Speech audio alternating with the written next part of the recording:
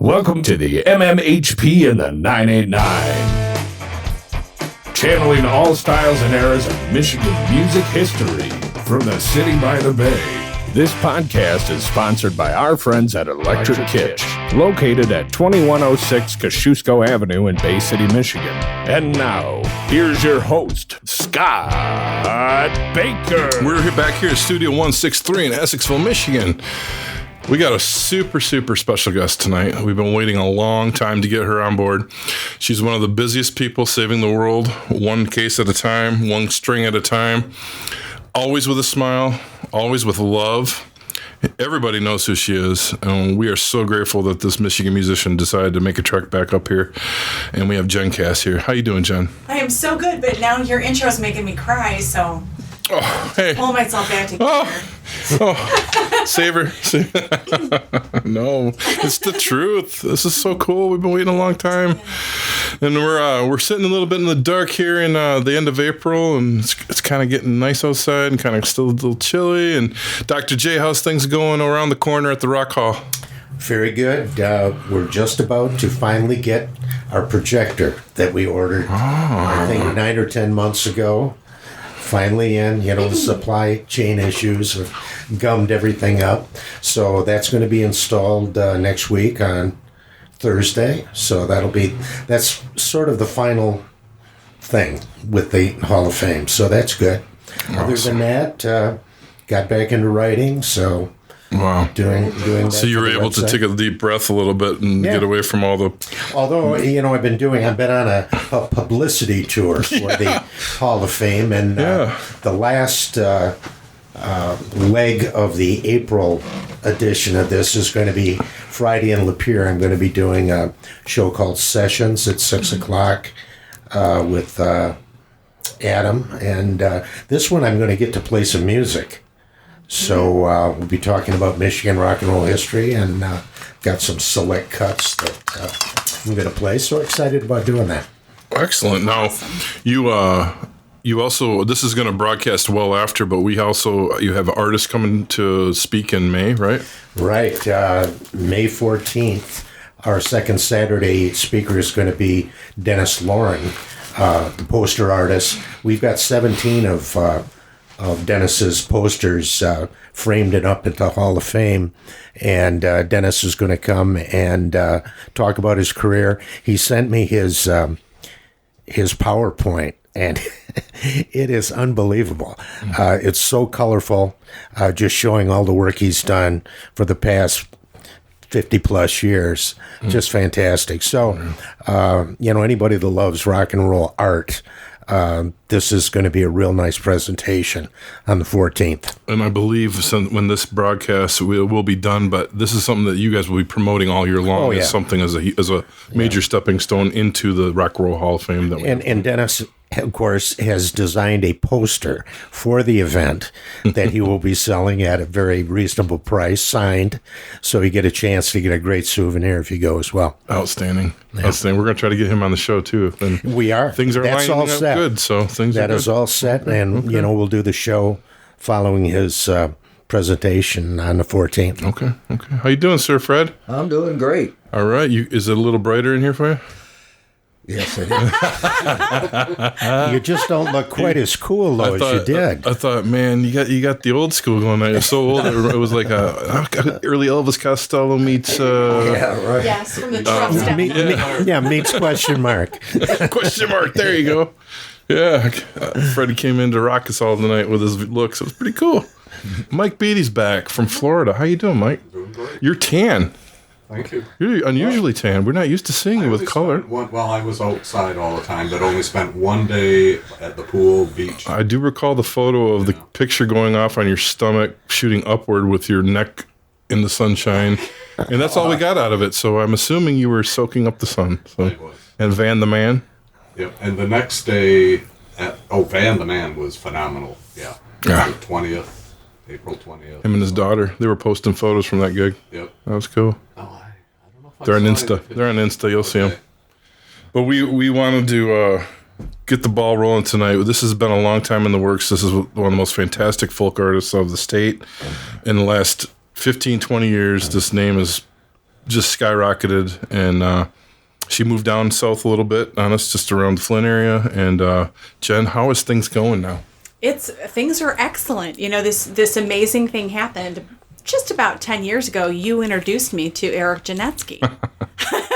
I know that guy. I know, who is also sort of a, legendary Saginaw music figure, guitar player for many famous bands, and totally fell in love with him instantly, married him, and we've just had a great time. So things are working out really all good good. now. But every time I see you, I thank you for that, because you handed me the love of my life. Well, yeah, you and I have our own closeness of going even before that. And Absolutely. To the fact that clicked on that magical night was something else. That was back in the day of the singer-songwriter shows that we were popping in with Strez back in the day, and he's no longer with us. So there's a lot of rock roll history involved just in that little bit of speak right there. But that two musicians that bonded here are, and Eric's not with us tonight, but Jen, you have a legacy that even goes beyond that. So I want you to share a little bit of your backstory with us tonight.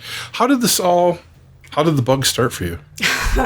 My father used to take me to see shows at the Ark.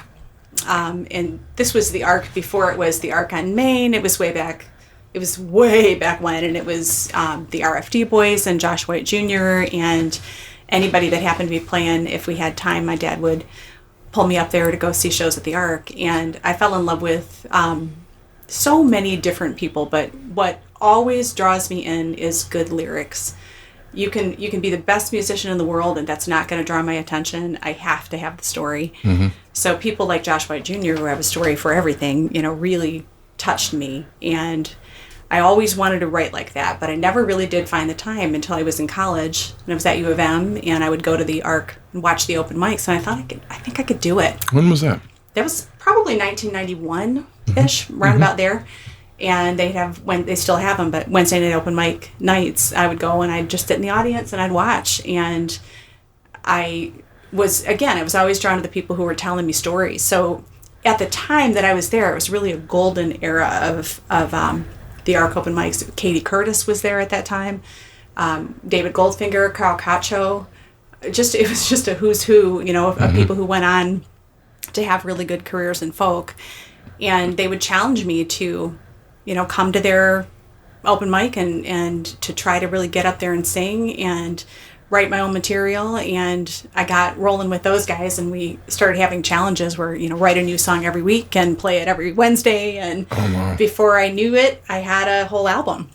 And I recorded it and sold it like everybody else did out of the back of my car when I was playing gigs all over. And the gigs in Ann Arbor spread out to gigs in Nashville and gigs in Florida and gigs in California and gigs all over the country. And the next thing I knew, I was working with John Jennings, who recorded with Mary Chapin Carpenter and produced her, worked with the Indigo Girls, Iris DeMent, a whole bunch of different people. But I caught his attention somehow, and, the rest just became a pursuit of telling the best stories I could with the very best people I could work with. And that's all I ever cared about, was telling the story. You also have the ability to deliver it, though, with a voice that is par none. So that's a huge bonus to have the voice with the lyrics. And I could see why they jumped on around once your voice was heard and you started popping up in our area.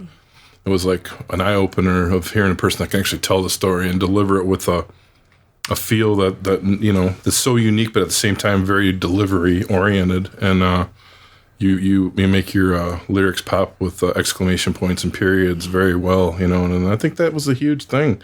I could see why you jumped on and got to do all that stuff. And the John Jennings story, he went on to record and produce you. He did indeed, yeah. He did my second album and my third album. So he did Skies Burning Red, and he did Accidental Pilgrimage. And we had actually been in the middle of a third, and he unfortunately passed away. Yeah. But yeah, we'd done 3 songs of the next album before we lost him. What a fantastic... And now they're forever lost. Are they? I have rough rough things that he'd sent me by email and things, but the actual masters of those we never could locate. And they were the ones I think recorded here in Bay City, if I remember right. The scratches were done in Bay City. I remember he came in and I shot a photo shoot with you around then. He came in. I was super pregnant and I didn't want to go anywhere, and he came in and we cleared out one entire room on the second floor of my house and kind of he brought up all of his equipment or what he could fit in his car and set it up, and we did all the scratch there, and then he built while I was busy, growing a baby. And then we got back to it, pretty quickly after Julia was born. Yep. Yeah, I remember you were calling me like you couldn't believe he was making the trek. It was insane. Yeah, it was just happening on faster than it was. Yeah. Being well, thought he of. said you have to record. You've got all these songs. You keep sending me songs. You gotta record, and you're gonna have this baby, and then you need that time, so you got to get this done. And he just pushed to get it done, and I recorded the last of it when I was probably 8 or 9 months pregnant. But the last part of it we did do in Virginia, in Charlottesville, is his place. But yeah, it was like right before they told me I couldn't go anywhere anymore, so I couldn't have been 9 months. But I know I was, I had to think about how I was breathing in every single song because I was, there was a baby on my diaphragm. Amazing. That was your introduction to finally having people raise their eyes here in Bay City as well, which you were already known in the Ann Arbor area and on the tour trail as well. You've spent time with a lot of national artists, and I'm sure you've got stories you'll be able to share tonight. Yeah. But I guess the thing that I took when getting to know you was how cool your mom and dad was, and your family, grandparents, and how that evolved into your artistry. Can you give us a little backstory on the roots? For sure. I mean, my dad was a huge fan of music. My mother was as well, but they liked different kinds of music. But my mom would spend hours. We had a big old stereo in the living room, the kind that is furniture. Of course. And the record player in the middle and the speakers on the side, and the whole thing is just gigantic. And my mom would put on Joan Baez and Buffy St. Marie, and she would sit with her back to the speaker and crank it up. She would be so loud. We'd hear it all throughout the house. My mom would sit right there just with her head resonating with these women of folk. And I knew all the words to all those songs. I just grew up with them playing. And my dad was also a big folkie and a guitar player. It still plays out in a couple different bands. He lives in Wisconsin now. And my stepmom, Lorene, plays with him, and they're super cool in their own right as musicians. But yeah, there was so much push to think critically and to examine the world around you and to take note of what you saw and tell that in the truest way that you could. We would have dinner table conversations. I wish to God it was in the era where people had cell phones, because I would have hit record on so many of those conversations. It was just incredible the things that my parents had done and that they knew about that never really crossed my mind. So, protest music was on constant rotation. I'm a huge fan to this day of Phil Oakes. There's so many stories that go down the Phil Oakes path. Yeah. But his music was absolutely essential to me. The way that he found truth and told it and did it fearlessly and without blinking, and the heat that he took for that and the damage that he incurred for that, I thought his life is such an interesting story, and of course a tragic ending, but there's so much in between that is worth remembering and worth telling. So yeah, Phil was huge for me, and that was a touchstone artist for me. But my parents had everything from Motown to, old school blues to just anything. My dad just loved good music, and it didn't have a definition. It didn't have a boundary. And, he knew it when he saw it, and it came home with him and got on that big old furniture stereo, and we all learned it. So what kind of Motown was your dad into? Was it the classic Smokey? Sure. I mean, he loved Smokey Robinson. He loved the girl groups. Mm-hmm. So there were a lot of the Supremes, and we really had a good time. When the Big Chill soundtrack came out, our generation. I'm looking at Scott. Yeah. Our generation was.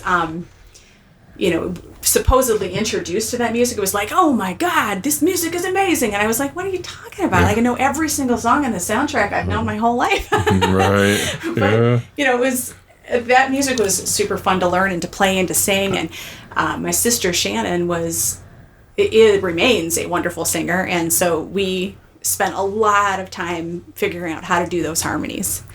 And we loved Jim Croce, and we had interpretive dance for everything, and we'd jump off the couch and yell Badly Brown lyrics, and it was a wild, crazy place to grow up. But our parents loved music, and they loved us, and they loved they were just big-hearted, wonderful people who still move through the world with their hearts right on out.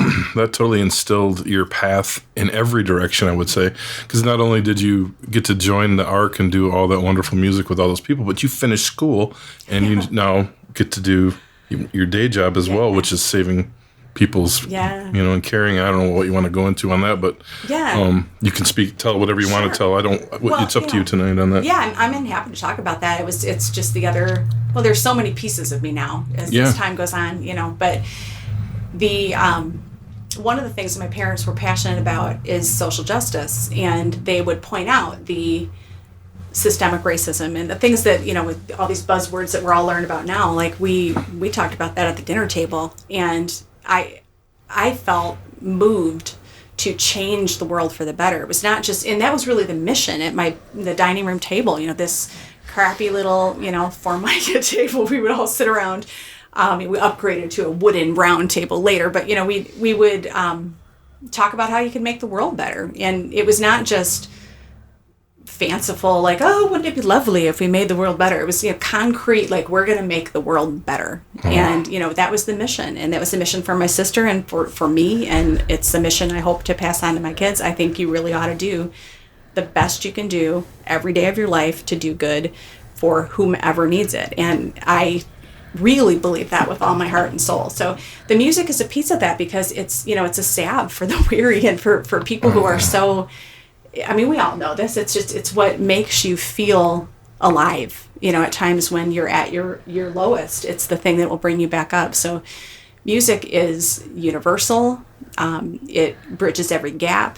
And it's an important part of how I engage with the world and how I make sure that I'm doing good and spreading joy. Does it allow you to turn off one and turn on the other, or is it an equal amount of passion where just one hand flows to the other? There used to be a time when, I could have answered that question differently, I think. But at this point, I feel pretty integrated. I used to feel very separated. When I stepped on stage, I was Jen Cass, and that's who I was, and that was the end of it. It was a different person almost. And I think part of, maybe getting older, maybe being happy. Being really, truly happy in my life and my marriage and with my kids and my glorious stepkids. It's just, there's a point where you're just happy with where you are, and I think that makes you more productive in all those directions. And being a good parent, being a good wife, being a good musician, a good singer-songwriter, a good observer of the world, and a good person to put good into the world. So I care very much. My day job, I prosecute sex crimes, and I've done that my entire career. With very few exceptions. I've had little blips here and there where I did something different, but it's been the reason I went to law school in the first place. It was the reason that's what I wanted to do with that degree, and it's largely what I have done my whole career. But I'll tell you what, the performance experience that you get in trial crosses over to what you do in music, and what you do in music vastly improves what you can do in trial. I'm wildly comfortable in front of people, and I'm really, really interested in people, truly interested in people. So when I pick a jury, it's the most fascinating thing I do, because I get to talk to 40, 80 strangers about all kinds of things that are fascinating to me, Right. And I think that's part of that comes from being a performer, and part of it comes from being a person who observes life and translates that into song and stories and poetry, and it does all come together. But I feel like every single thing I've ever done came together, just really in the last 10 years to, put all my pieces together. It's the first time in my whole life I felt whole. That's awesome. I could feel the difference with you too, and just talking to you now, everything's.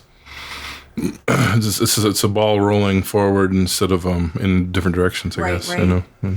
Yeah, and it's all a part of me. You know, Yeah. every piece of it is an important part of who I am, and you can't peel away the musician. No. You can't peel away the sex crimes prosecutor. You can't peel away the mother. You can't peel away the wife. It's just it's. You know, It's fierce. and every new thing that, you know, I find new fascinations in life, and every new thing is equally important to. I mean, I think I feel this pressing need, especially now, because, you know, we're getting, you know, when I was 20, I wanted to be a star, you know, like I was driven by, I wanted to go to Nashville and be a star, you know. And then you get a little older and you think, you know, I don't really want to be a star because I want to stay in one place because I want to have kids, you know, I want to raise kids, and I don't know how to do that if I'm on the road. And I'd spent a lot of time on the road before I had my kids. Yeah. And then there was a period of time where you figure out how you bring your kids on the road, you know, You're right. because you've been sitting home for a couple of years looking at them, and you think, you know, I miss it. I miss the road. I miss the people. I miss the interaction that happens between the microphone and the first chair and the audience, you know, that space between where all the magic happens. Yeah. And I had to figure out how. And, you know, I remember starting to apply for festivals again. And it'd been a couple years before, probably 3-4 years since I'd really been out to festivals.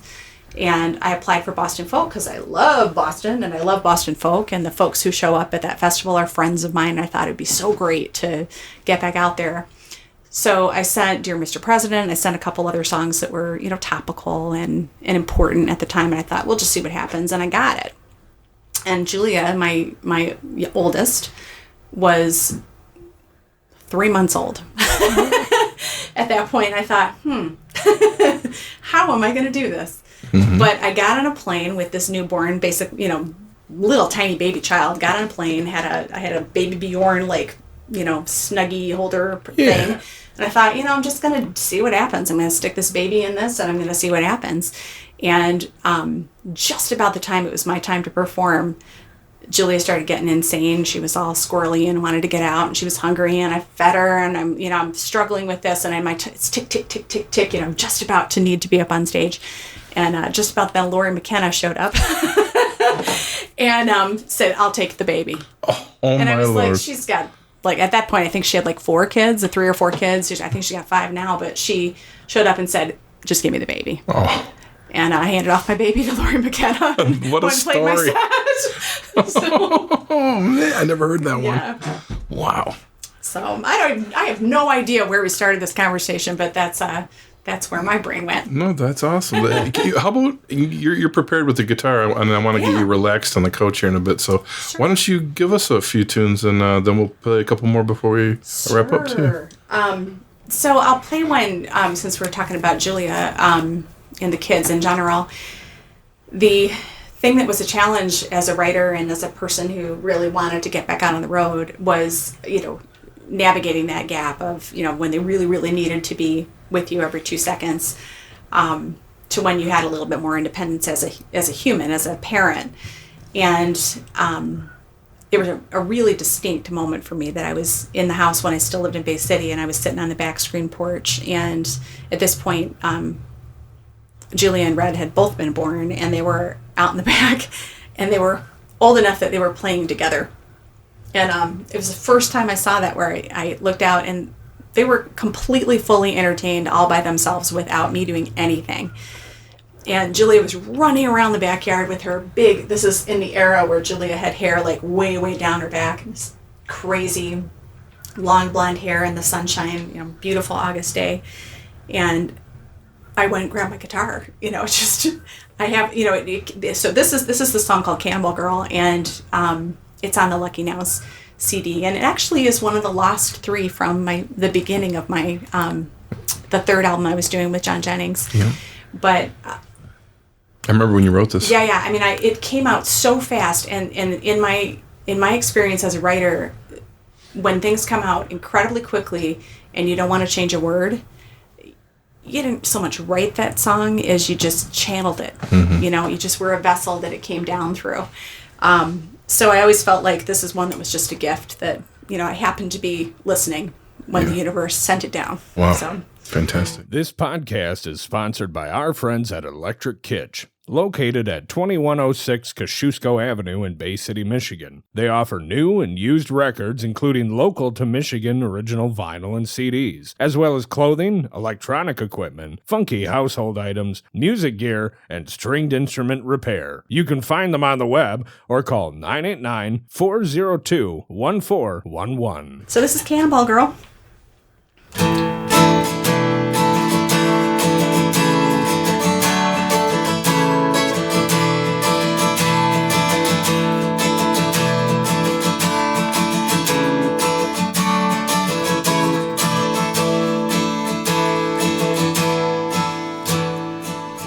Trees swayed and the clouds rolled away, and I lay on my back in the breeze.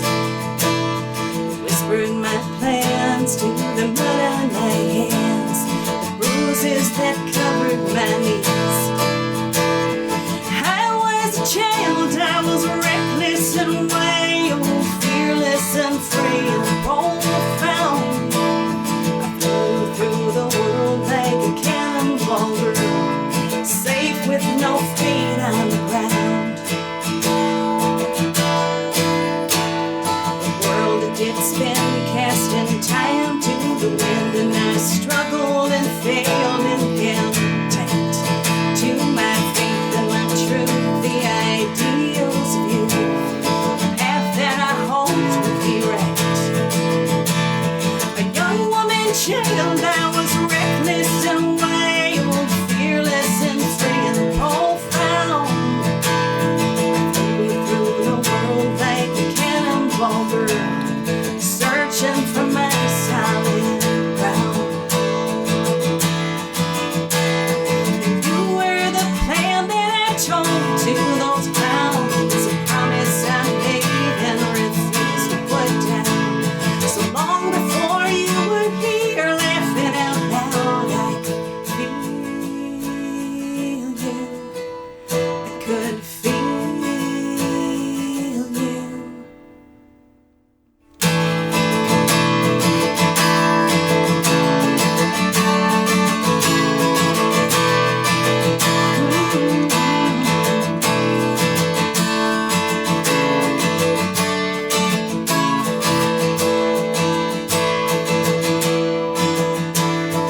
Watch your sweet face everywhere I place as you dance to the drummer you hear.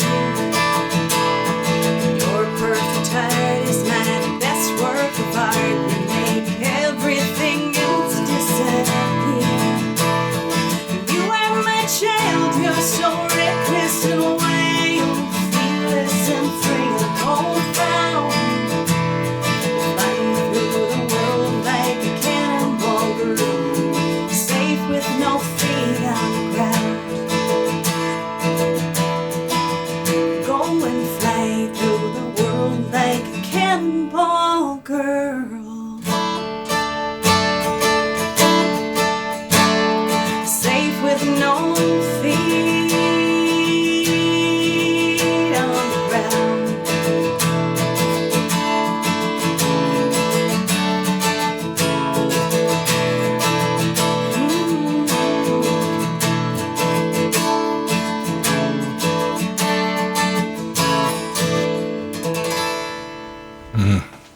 Yeah, so good. Great song.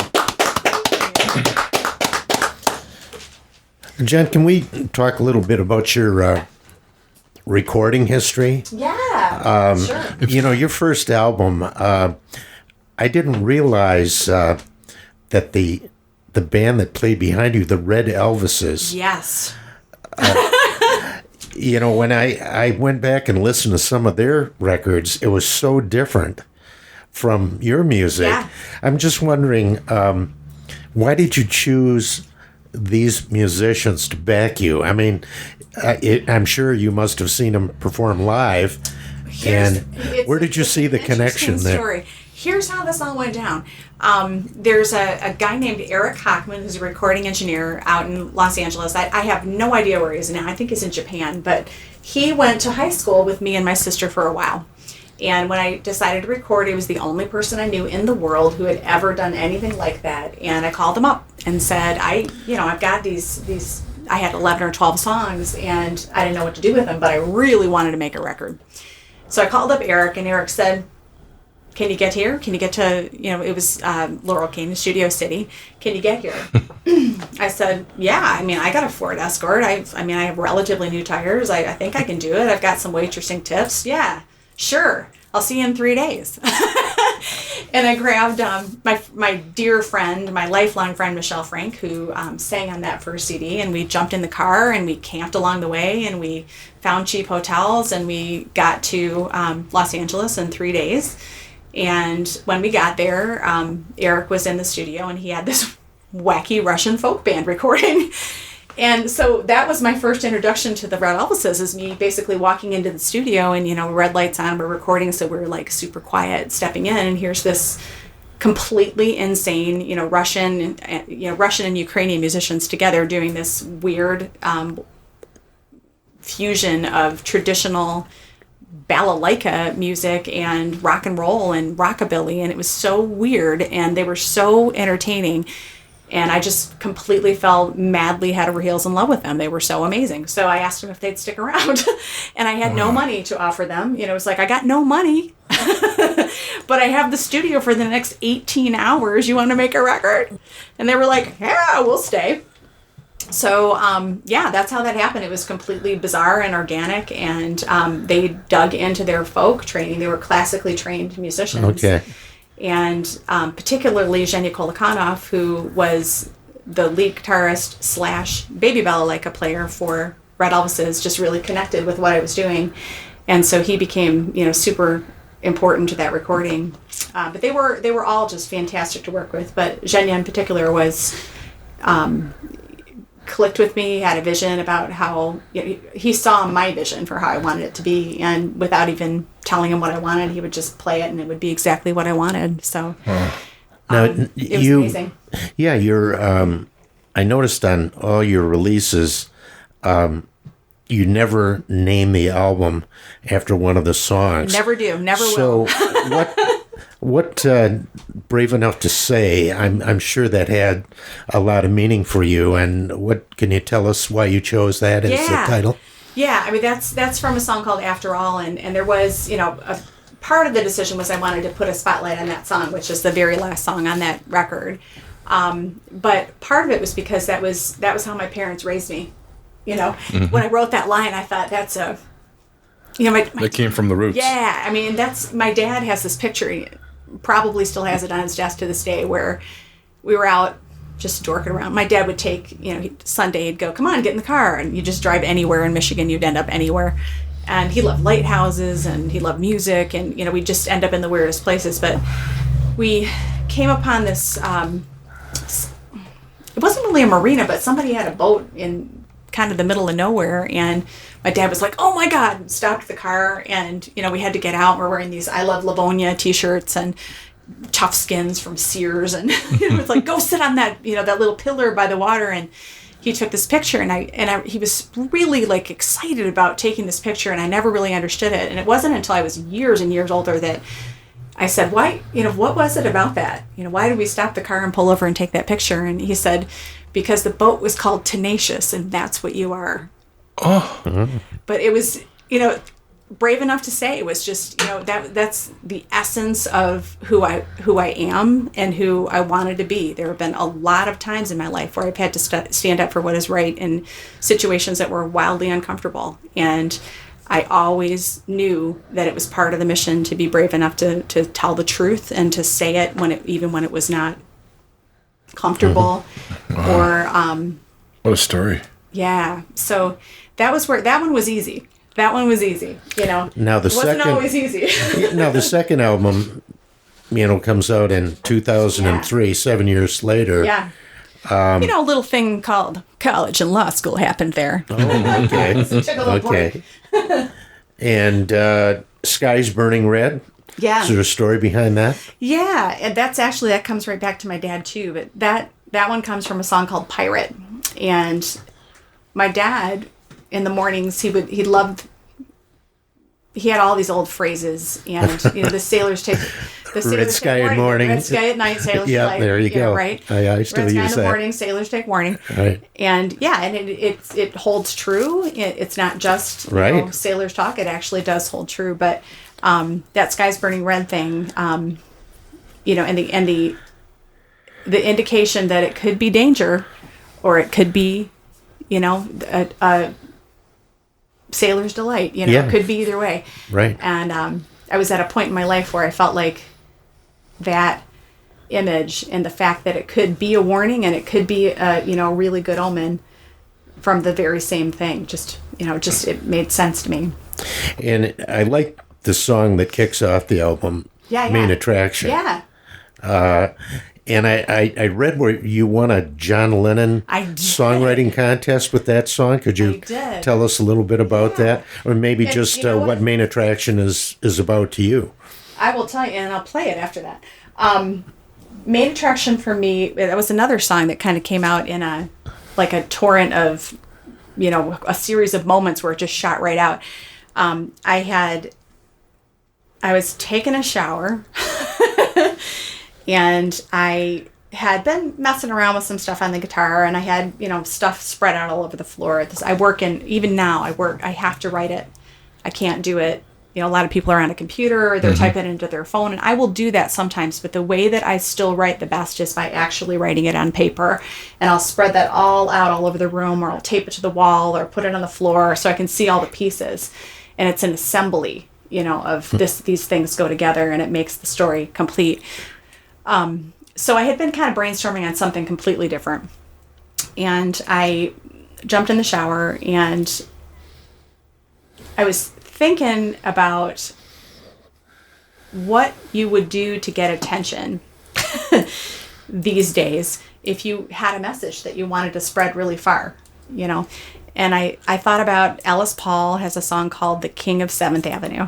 And that song was kind of rolling around in my head while I was taking a shower. And that's about a guy who's standing on a building ledge thinking about whether or not he's going to kill himself. And there's a reason that he doesn't, and I won't spoil it for you, but everybody should go listen to that song. Yeah. It's beautifully written. But that song was kind of crossing over with this idea in my head of, if you were God or an angel or somebody who had a really important message for mankind, you can't get anybody's attention anymore. There's so much noise and so much crazy, and there's just so much going on that everything gets lost in the noise, and nobody believes anybody. Even then, nobody believed anybody anymore anyway. And I thought you'd really have to do something dramatic. And it popped into my head, the idea for the song and how it would go popped into my head while I was in the shower, and I came out completely naked with all this stuff laying on the floor that I was writing before, and I threw it all over to the side, and I wrote the entire song. It all just came right out. And I didn't even stop to put on a robe. I just didn't want to lose the moment. It was like, I got it. It was very exciting.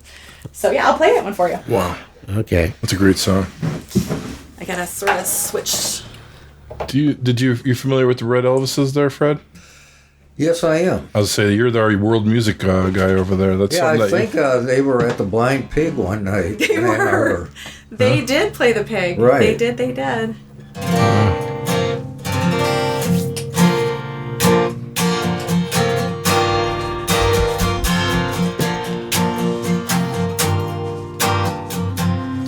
He walks the building ledge like other people walk on land. He says he's gonna change the world. He says he owns it in his hands. He's in the spotlight now, we will not let them down. He has become the main attraction in this godforsaken town, and the people gather in the street with the do not cross line at their feet, waiting for the main attraction's leap to fame.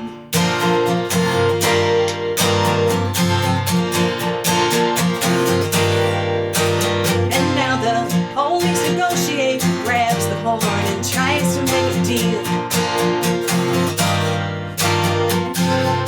He says, we'll get you down, we'll get you help, we know just how you feel. But high above the world, the main attraction smiles. He says, I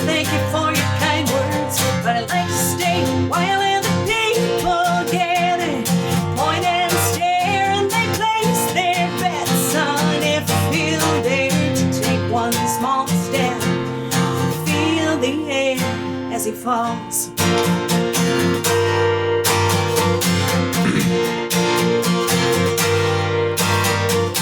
Amazing grace, how sweet the sound, it trickles down in baritone, he sings. He turns to face the crowd and throws his giant iridescent wings. He hears the people gasp and leaps into the sky. He floats above their watching heads, still down the street, flies and the people gather. Slap high fives with the angels soaring through the sky. They say, I cannot believe my eyes when he's gone.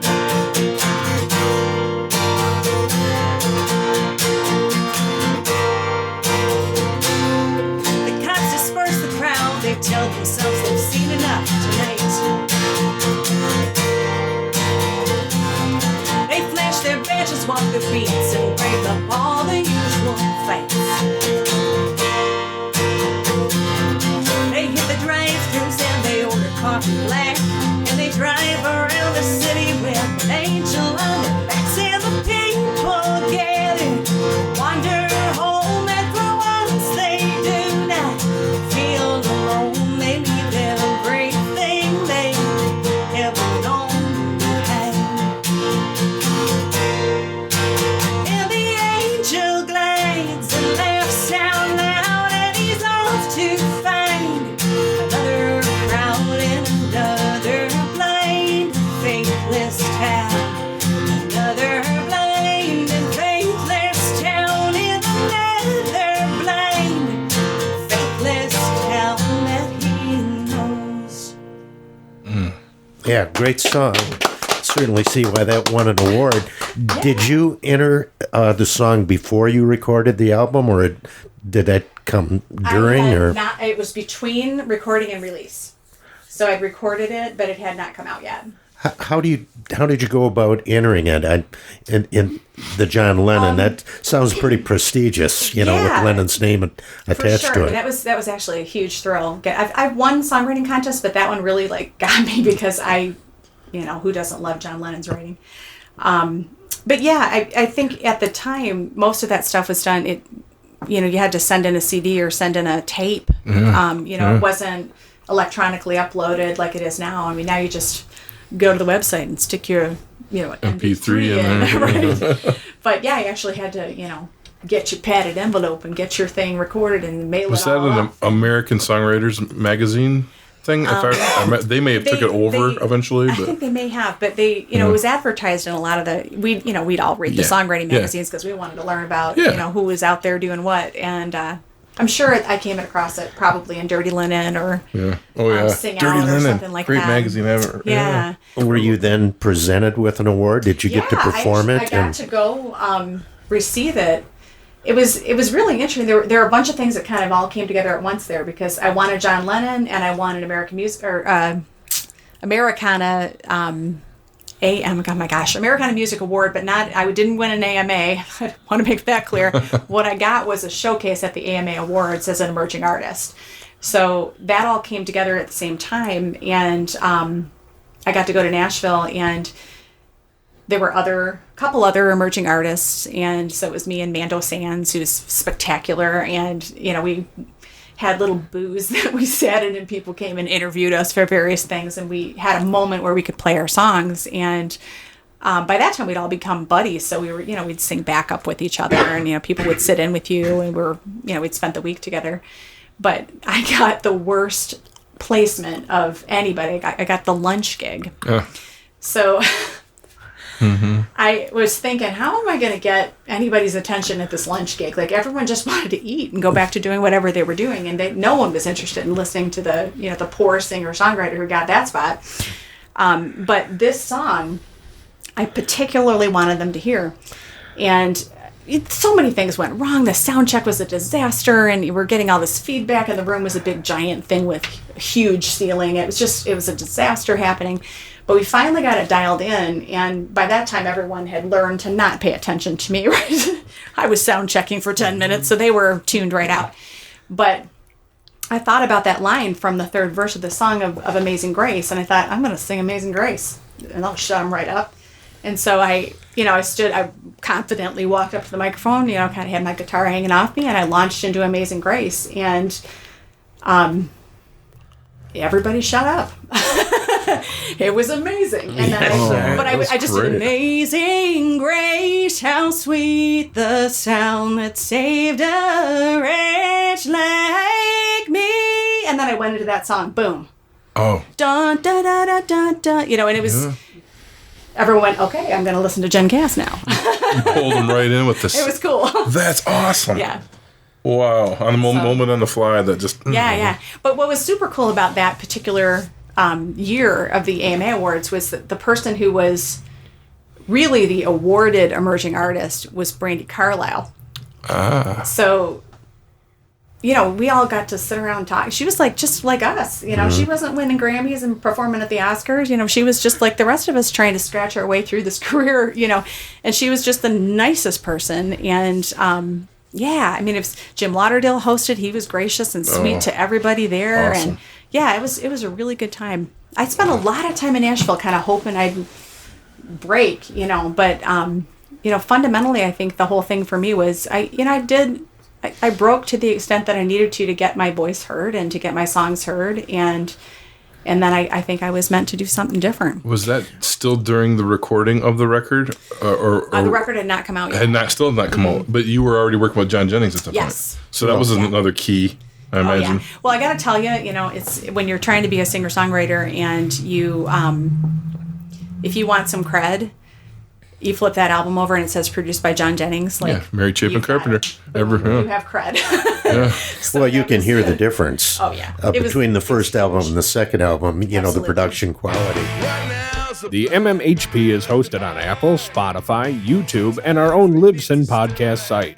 You can also search MMHP 989 on Facebook for up-to-the-minute information, as well as both Dr. J and Sir Fred's album picks of the week, posted every weekend. You can connect with Scott on the web at scottbakermusic.com, Dr. J at michiganrockandrolllegends.com, Sir Fred at fredrife.com, and the Electric Kitsch at electrickitch.com. Brought to you by Michigan Rock and Roll Legends, located both inside the Bay County Historical Museum on Washington Avenue, as well as Scotty's Sandbar on Evergreen Drive in the Bay City Middle Grounds. On behalf of the hosts, Gary, Dr. J. Johnson, Sir Fred Rife, archivist and videographer Mike Beatty, and myself, this podcast wouldn't be here without Studio 163's Alan Garcia, the voice of MMHP, Mr. Eddie Switek, our sponsor, the Electric Kitsch, all of our guests, and you, the listeners. You've been listening to the MMHP and the 989. From all of us at the podcast, we want to thank you for tuning in.